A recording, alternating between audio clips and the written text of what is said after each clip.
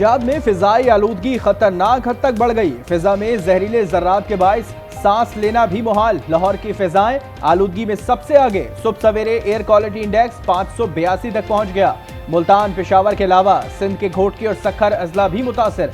Motorway मुख्तलिफ मकामात से traffic के लिए बंद। इस्लामाबाद और पंजाब के मुख्तलिफ इलाकों में आज शाम से बारिश का इम्कान।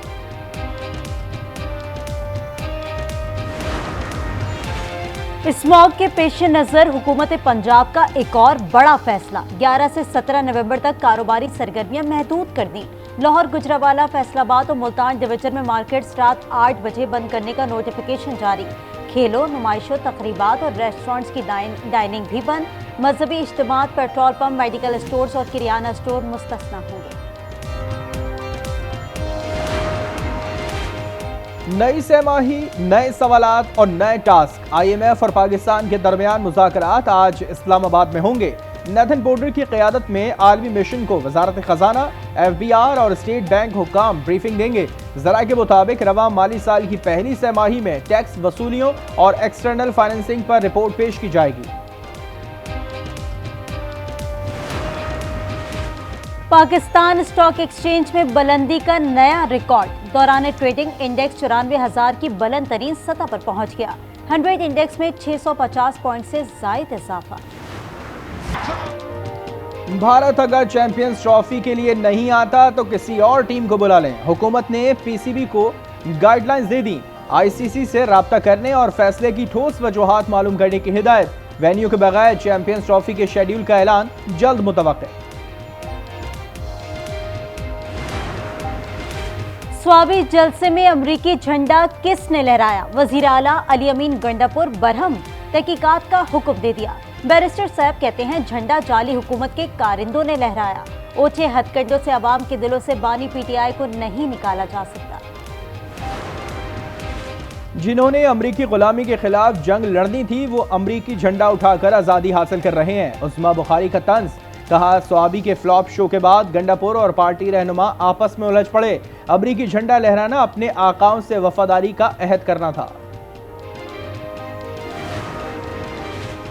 फिलहाल लगता है बानी PTI को 190 मिलियन पाउंड रेफरेंस में सजा होगी। राना सनाउल्लाह कहते हैं बानी PTI अपने दुश्मन खुद हैं। ऑपोजिशन से मुज़ाकरात चल रहे हैं। इस बार पहले तफसील नहीं बतानी। PTI को जब भी बात करना होगी वो हमारे साथ ही होगी।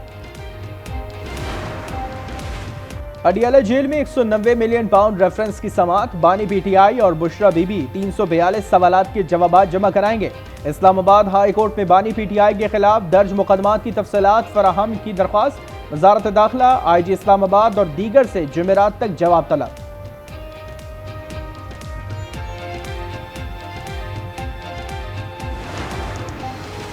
इस वक्त कोई आईनी बेंच नहीं। ये जो गैर आईनी बेंच बैठा है उसका क्या करना है? जस्टिस मंसूर अली शाह के टैक्स से मुतालिक केस की समाअत में रिमार्क्स। जस्टिस आयशा मलिक ने कहा ये केस आईनी बेंच सुनेगा। जस्टिस मंसूर ने कहा अब बार बार ये सवाल सामने आ रहा है कि केस रेगुलर बेंच सुनेगा या आईनी बेंच। जस्टिस आयशा मलिक ने कहा प्रैक्टिस एंड प्रोसीजर कमेटी इसका फैसला करेगी। जस्टिस मंसूर मुस्कुराते हुए बोले हम सिर्फ गपशप लगा रही हैं। केस की समाअत गैर मुआयना मुद्दत तक मुलतवी।